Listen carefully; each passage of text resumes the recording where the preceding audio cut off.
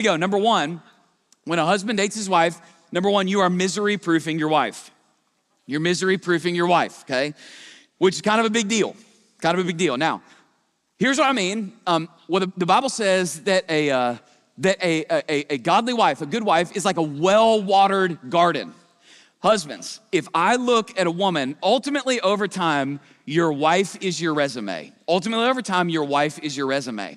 So if I look at a woman, the longer she's married to a man, the longer she's married to him, there's a joy that grows. There's a beauty that continues to grow. Her confidence continues to grow. She's growing in godliness. She's moving towards a calling, okay? Well, that tells me something about that man.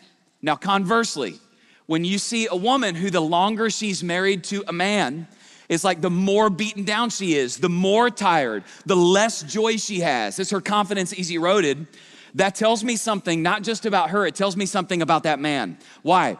Because the way that the relationship works is that over time, your wife becomes your resume in general in some ways. Okay, now, there's a theology to this. Let me go back to week 1 of this series so that we understand this. So in Genesis chapter 1 and 2, God creates all the things, and then he creates a man that's alone. That's the only thing that God says is not good, a man alone. We all know this, you've seen college dorm rooms.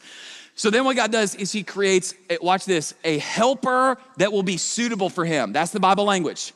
And then in Hebrew, he uses this language that he is creating, these are the Hebrew words, ezer kenegdo. Ezer kenegdo.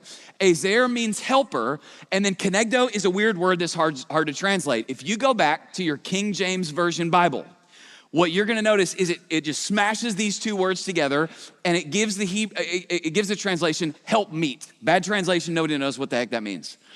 So what kenegdo means is it means something like a compliment. It literally means in front of, okay? So he created a woman in front of.